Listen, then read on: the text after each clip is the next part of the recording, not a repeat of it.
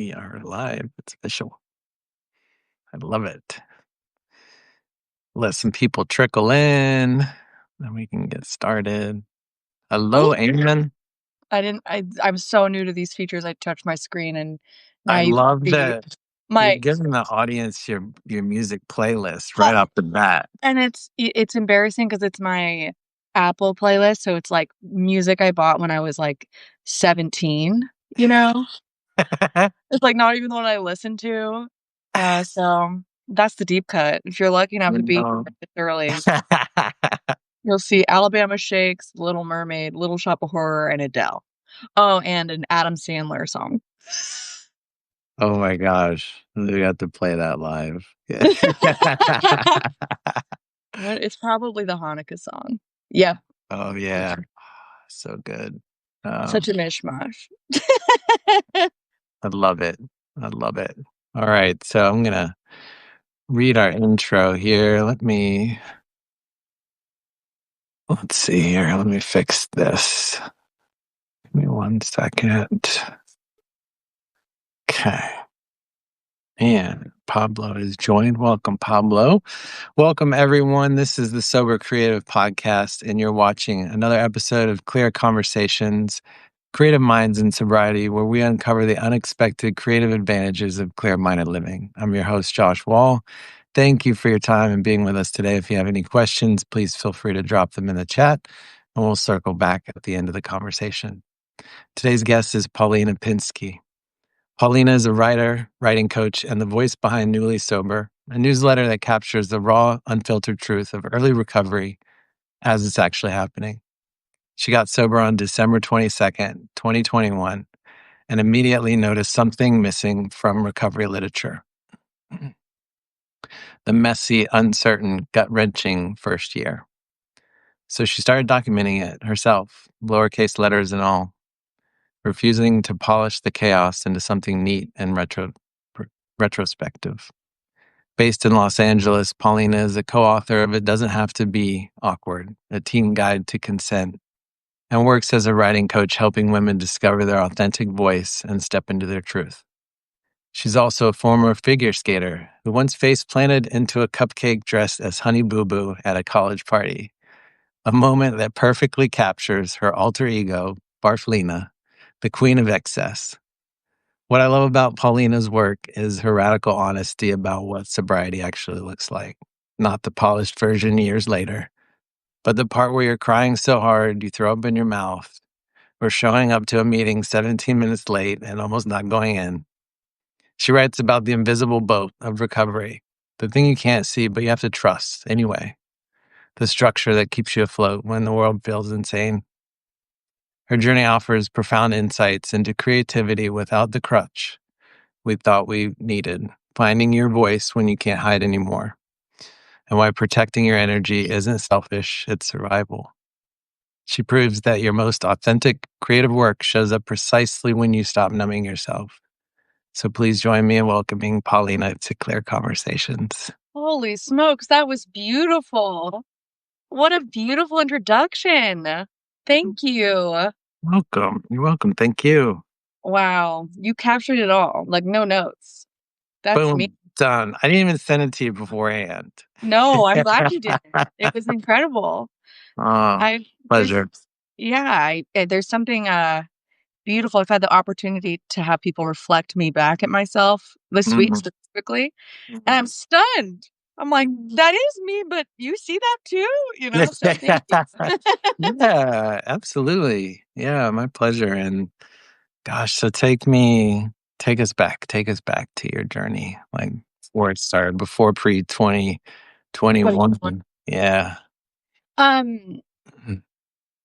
I mean, I've been reflecting a lot about just even starting this newsletter and that was an insane choice.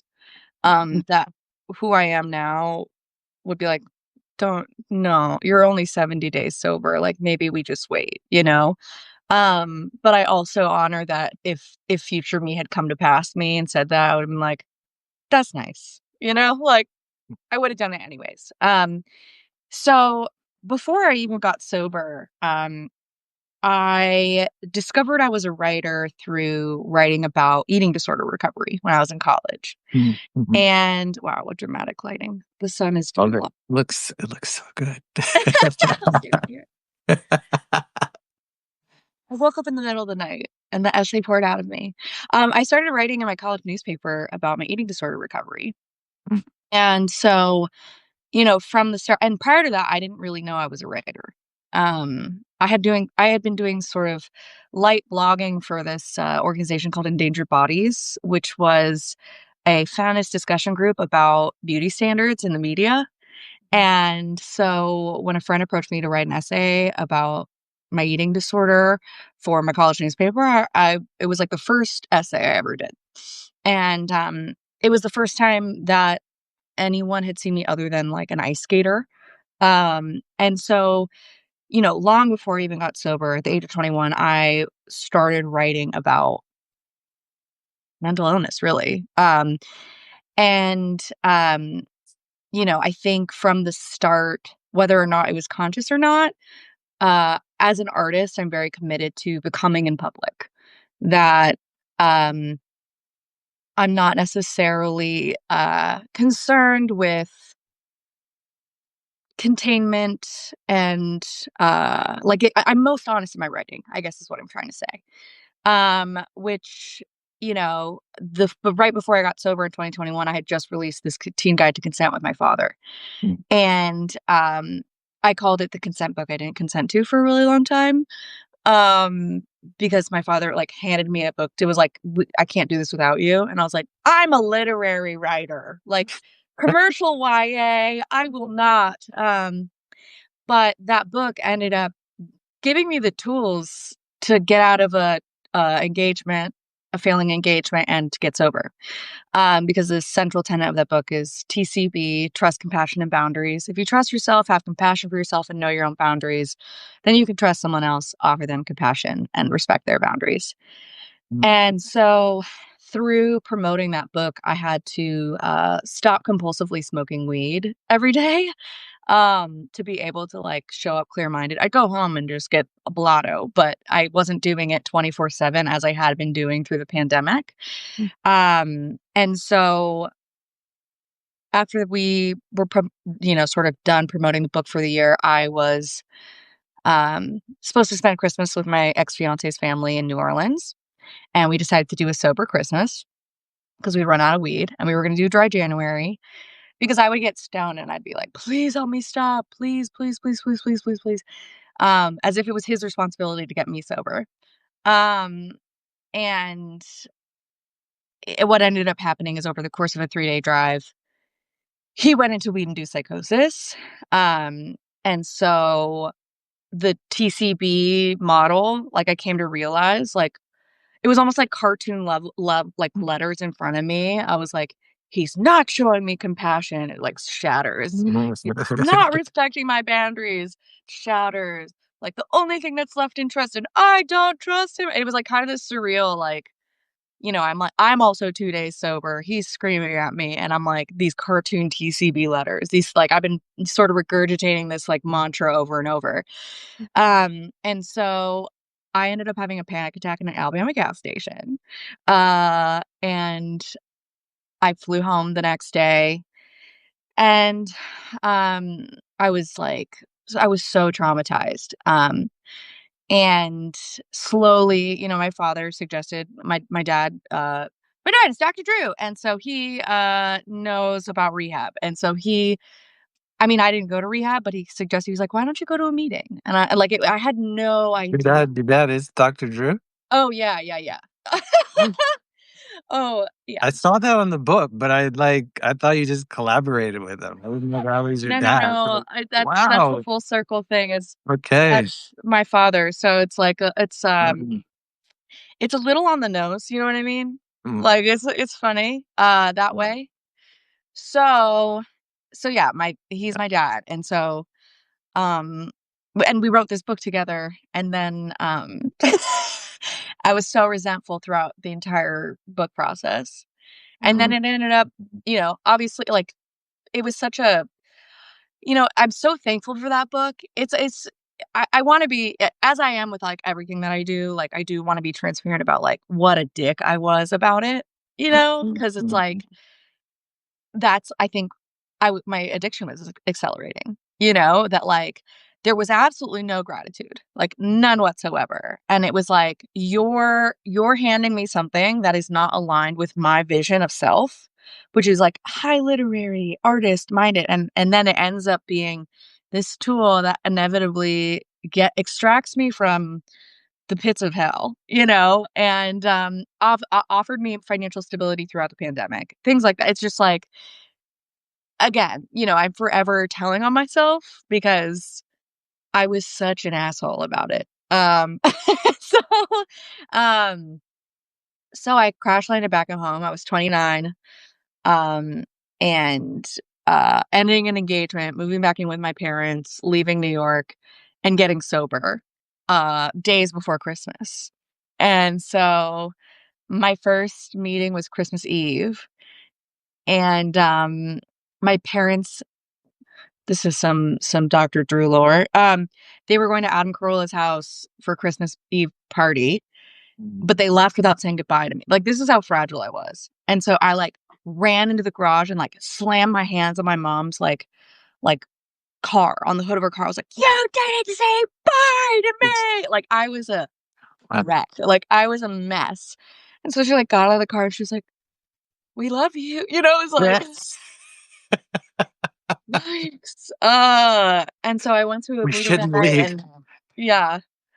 It was just Yeah. I was so, like it was such a complete unmasking, like, any Yeah. sense of stability or functionality, like, as soon as I hit rock bottom, it was like, I was the identified patient, you know? Oh, yeah.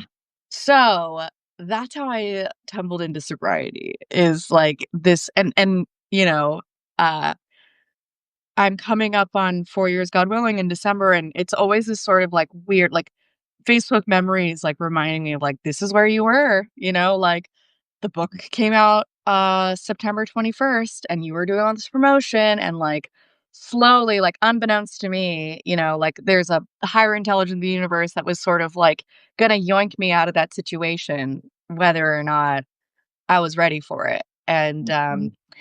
yeah, it was, at the time, the worst thing that had ever happened to me, and now I look back and I'm like, "That is the best thing that ever happened."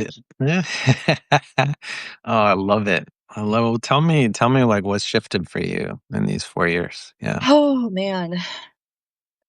I think, starting newly sober when I was 70 days sober and, you know, I was in the room, so I understood, that I had, like, anonymity in terms of certain respects to my recovery, but also I'm a writer and a reader, and I was reading all these recovery, as you stated, sort of just like there was missing literature on sort of the experience of early recovery that wasn't polished, and also marijuana addiction. Because that's like really the substance that took me down. Mm. And so, I think also in like early recovery, I was just like, I needed a task. I couldn't sit with myself, so Yeah. newly sober came to mind. And, it was like almost 4 years ago. So Substack was newer, um, and so I started documenting weekly, sort of what was happening. And I think part of it was accountability, but also I think it was this commitment to becoming in public that, like, as an artist, I have this tradition of, sort of writing about things too early, like working it out in public. And I think part of that too is by virtue of who my dad is and that I've never really been granted true anonymity. Mm. Mm. Mm. Is, Mhm. a book proposal that I'm working on that I sent to my agents this week, so that's a whole other project. But um I do think since then, I think really for me, addiction was a distortion between who I thought I was and how the world saw me. That, like, in my core, like, this person was, like, there to a degree, like, this soul spirit was there, but the scrim of addiction distorted that, like, I knew I was a good person.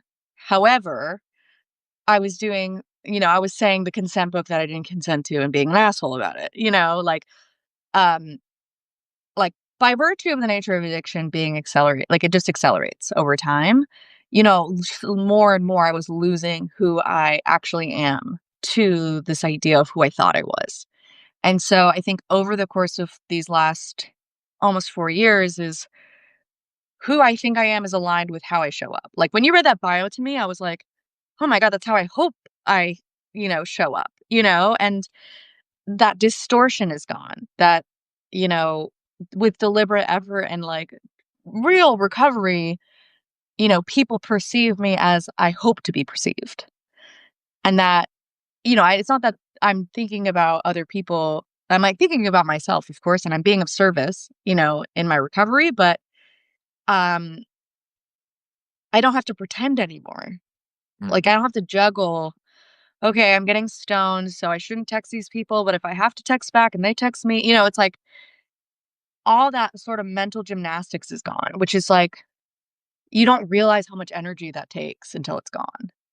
And then you have energy to, like, write a Substack it's like all this energy that goes into facilitating a full-blown addiction, uh, is gone. And all of a sudden you have this, like, surplus of energy for other things that you, like, when you're high, you're like, "I wish that I could write every day." I wish I could do this thing or whatever. And I remember, I'd wake up and I'd be like, "Okay, I'm gonna write today." And then I'd be like, "But I have to smoke." And I'd be like, "No, no, no," because I could not write high. Um, I, like, once in graduate school submitted a piece that I wrote high, and I thought it was brilliant, and my thesis professor, who's a mentor of mine, she just looked at me, she was like, "What happened?" Like, this makes no sense. And so I knew that, like, I couldn't write high, but I also, like, had been told that, like, weed makes me more creative and, like, it makes me feel better. And so it was like this battle of, like, I need to write before I smoke. No, I have to smoke before I write. No, I have to, and it was like, this horrible like, it was so much Mhm. energy, and then I ended up, like, stoned in the tub by 11 a.m. And Mhm. so Mhm. it totally took over my life and my creative life, Yeah. Um, yeah, it's just like it's wild to think about that because I think that, like, my creativity doesn't feel so labored anymore. I just sit down and do it, you Mhm. know? Mm. I love there's so many nuggets in that you just said. Like, yeah, I mean, it's like it's such a battle, the back and forth of like, oh, this thing is supposed to relax me, but then it's causing anxiety. Oh, I do more. And, it's like this unnecessary dance that we play with ourselves. Yeah. I think especially with I mean, the reason I started writing about weed addiction, marijuana addiction is that, the marijuana industry did a really great job Mm, lobbying. It's not addictive. It's medicine. It helps you with your creativity. These are sort of cultural touchstones that people don't realize were planted in their head by former tobacco lobbyists. Like that. mhm, Like all the lobbying for marijuana is tobacco. And there's this idea. Like I remember part of too when I was early sobriety, I'd be like, "Oh yeah, I was addicted to weed," and people point face would be like, "But weed isn't addictive." And it was so frustrating because I was like, I have lived experience knowledge watching my own demise and watching someone like my first year sober, I saw 3 people go into weed-induced psychosis. 3 different in my close life. And I think it's because of literally the lobbying and the cultural acceptance. And I don't take a stance about, you know, legaliz like that's not it.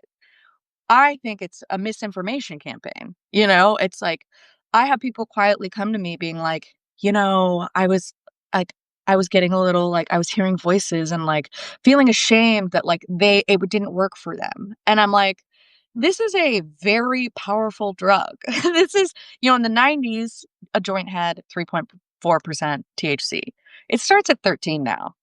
And, like, this is genetically modified like, I almost am like, "Let's go back to Grandpa Jim's Woodstock weed." Like, God bless, like, 420 started with some, like, high school kids in San Rafael looking for, like, their brother's friend's, like, weed plant, And I'm like, "That's lovely," and I'm like, If that's what you were smoking, I honestly wouldn't take issue. I wouldn't partake because clearly I have the gene. I've played that game to its conclusion. But again, it's like, that's not what you're smoking, you know? Yeah. So that's, I think, part of what was, like, inspiring me to write because my life I ruined my life, you know? Like, I had a panic attack. I was days before Christmas on my knees, you know, in an Alabama gas station, and I was like, "I don't think this is what my parents dreamed for me," you know? Like, like, this is not where I thought I would be at 29, you know? So, obviously, I have a lot of feelings about that, but, um, I think it's hard to hold the truth. Yeah. Yeah. I share with you in having a panic attack in a laundromat in Tennessee at one point in my life. Yeah, I just left. I had my first relationship I got out of, and you experience that loss, and it's a deep loss, and you're like, you question what you're doing with your life. And so I moved home. I was back with my parents, and just one day said, fuck it. I threw all my dirty laundry in the back of my Ford Escape and just took off and was like, I'm going to just travel the country. And I drove, and it was like really exciting at first. I'm documenting on social media, like, look where I am. And then I'm like hiking and doing all cool shit and meeting, fun people. And then a week goes in, and I'm in the laundromat, and some random laundromat, and a friend texts me and is like, man, you have the best life. I wish I was living your life. And it just smacked me in the face right there. Like, Mhm. what the fuck am I doing? And then full blown panic attack. In my car, I drive out to a park, feel like I'm gonna die out in the park. And then I have the longest conversation with my dad that I've ever had. And so I ended up coming back home and finding therapy and mindfulness and meditation and all that. And that was like kind of the shift, the opening. Yeah, but I share. I'm I'm so thank you for sharing that with me because it's like same flavor, different location, Yeah, you yeah, know? yeah, yeah, Like yeah. no, and it's like a spiritual experience to experience that level of because I had just published a book, I was engaged, like, on the outside, like, I had everything going for me, you know? And on the inside, I was trapped, you know? And I think especially with the role of social media, it's like we can document our lives and present things in a specific way, and, like, on its face, like, yeah, traveling the country, hiking, meeting people, like, that's fucking cool, you know? Excuse my French, but it is. And, but how things feel, I think that's, like, the distortion between the mask and the person, you know? And, Right. like, Yeah. you can't document the panic attack in the laundromat or the gas station, you know? Yeah, or you can't like actively have people feel that. You know what I mean? It's like you can describe it, but it's like, but then too, it's like when we're in these states of mind and such, we feel like we're the only ones suffering from it, and so that's where I feel like the work we do here is like so important to be like, hey, this fucking sucks at times. And Yeah. it's like we all share this. Yeah. Yeah. Mm. 2 thoughts, there's a writer named Elaine Scarry, and she talks about how, to experience pain is to know it, but to experience in others is to doubt it. That, like, Mm. there is this, like it's this book, it's called I think it's called The Body in Pain, and she writes about, you know, uh, I think systematic torture, but the even just the opening of that, book is incredible because it just talks about how if you don't experience the pain yourself, you immediately doubt it. And Mhm. that's why it's like, you and I, we know what we've experienced our own versions of the same thing, and so we can relate on that level. But until you hit a rock bottom, you don't get it, you know? Yeah. Um, and Yeah. it is this magical space for the second point of pain is the touchstone of spiritual growth, you know? It's just like, you have to be in enough pain to wanna change. Um, and that is hard and scary because I mean, in my own life, I witness people all the time where I'm like, "Man, I just, like, I wish they would get it," you know? And it's like, I Mhm. also know that, like, everybody's bottom is different, Mhm. you know? And I used to think that I was a high bottom, because I hadn't lost my teeth or a job. Um, and the more time that passes and the more stability I have in my life, I'm like, "Nah, dog, like, that was bad. That was roof. What's like, It's just like so much distance from like each year, sort of reliving the sort of amp up to bottom. I'm like, one, it's not as present for me as it was over the years. So far, we'll see. I'll report back in like 3 weeks. But the distance between like what my life is now is so different. yeah, You know? yeah. Um, well, tell me, what does creativity feel like now at being sober? Like, Yeah, it's not like, I loved it. I love talking about creativity. So I like to say that all my jobs are made up. And one of my primary jobs is that I've been leading people through the artist way since 2020.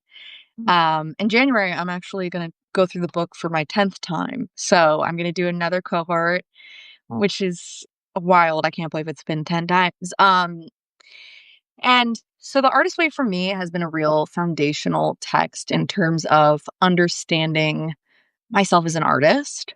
I went to graduate school for writing, and I'm grateful for that experience and I learned so much, but also like it didn't teach me how to be an artist or like how to develop practice around craft. And if anything, I like had so much imposter syndrome.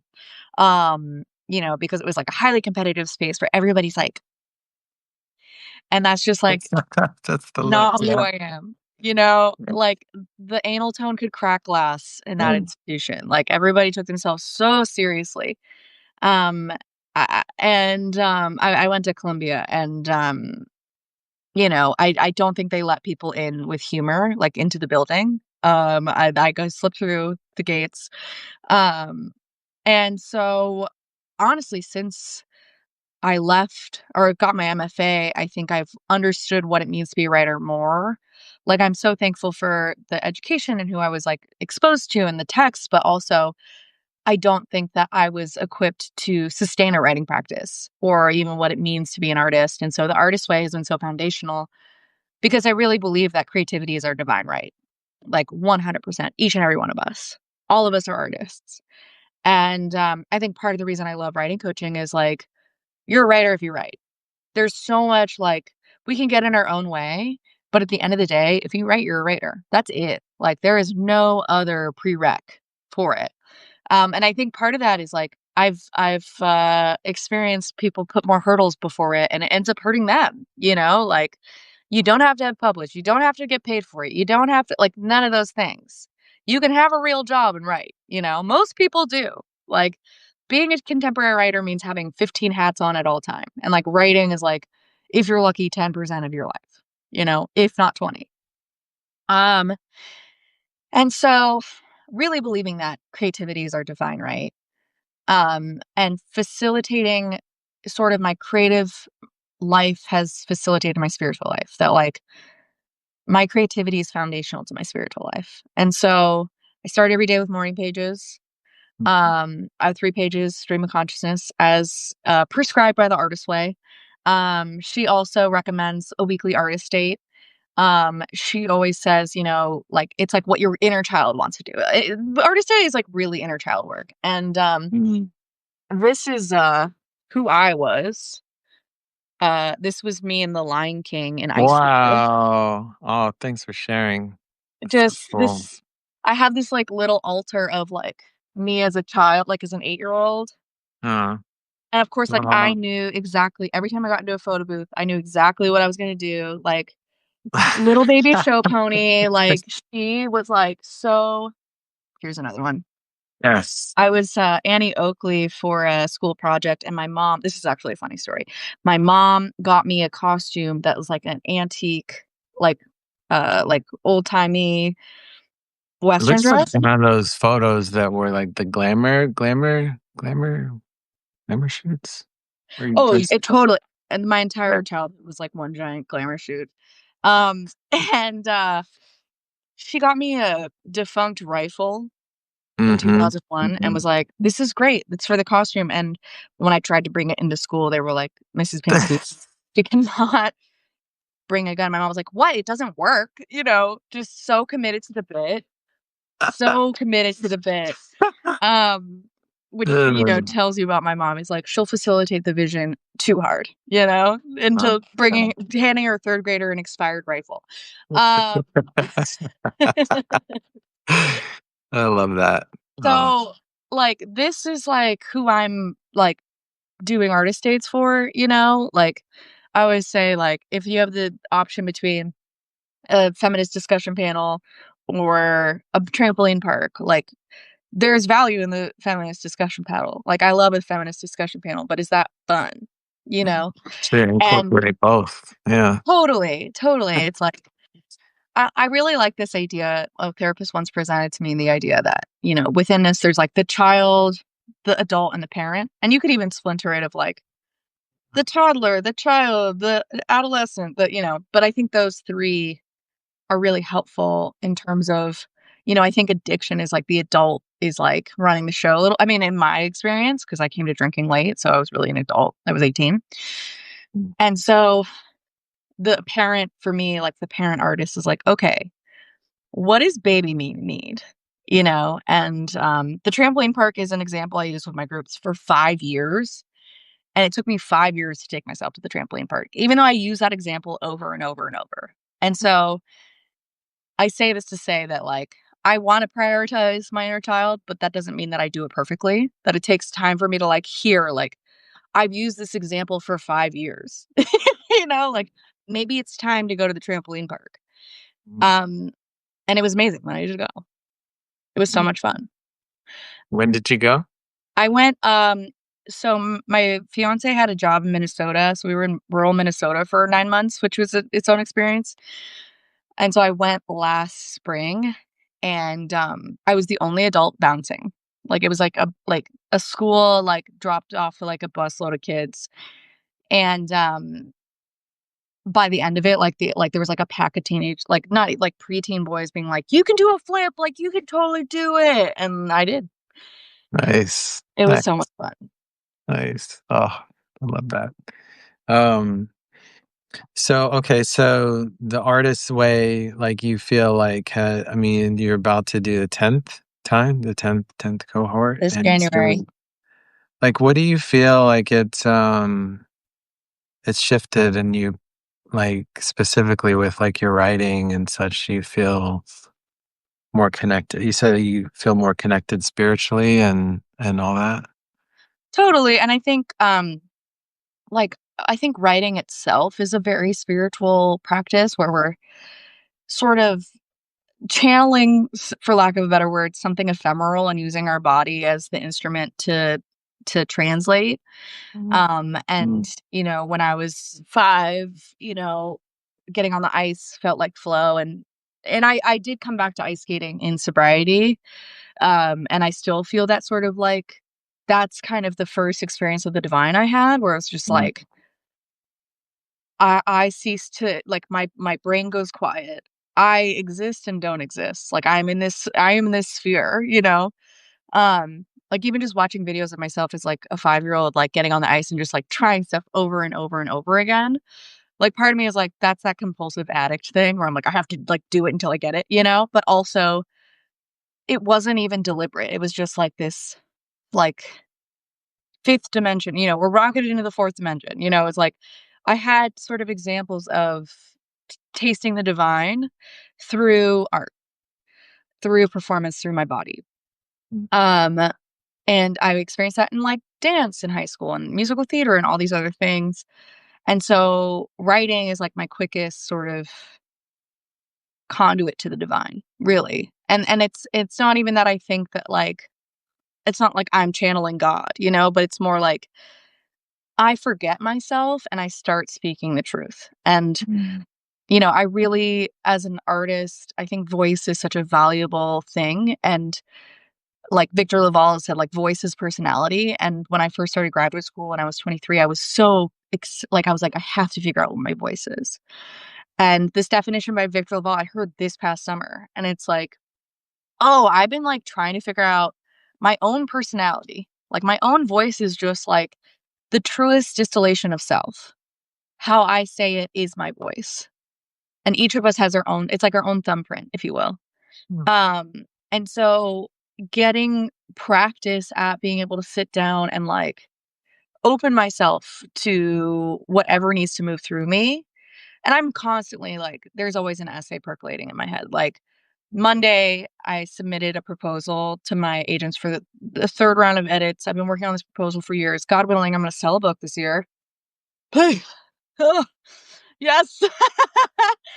But I mean, it's like the second I handed it over, I was like, oh, I want to write this essay, you know? So it's like, it's always percolating.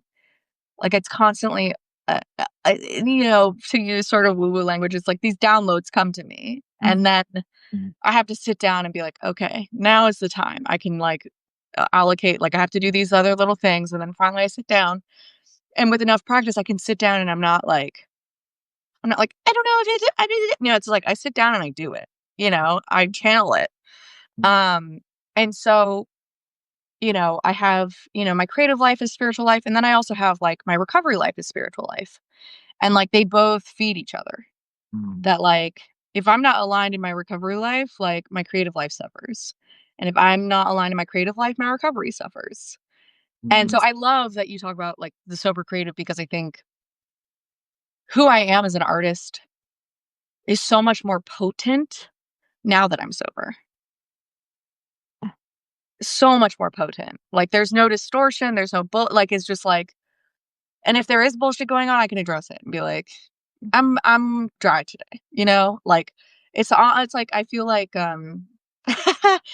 you know, it's like I know nothing about ships, but like the men who like, you know, are like shoveling coal and like they're doing stuff in the bottom of the ship. Like I feel like there's like uh, that to my recovery, my creative life. It's just like I gotta release the valve, put in more coal. You know, it's like kind of like you know we gotta keep the ship running, and there's like a bunch of different little tweaks that we have to do all the time.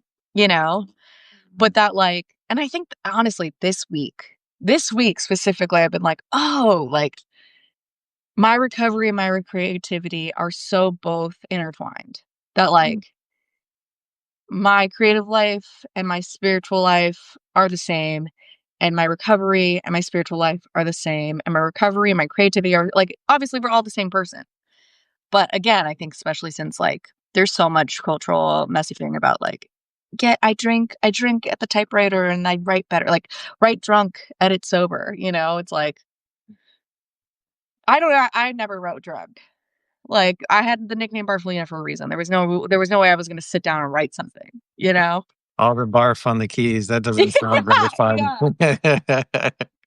There was no sitting down with that girl, you know? Oh, yeah. Well, you've shared so much today, and I really appreciate it. That's so good. So, I mean, it could go on for another hour, to be I honest. know, I'm like, I'm used. Let's do it.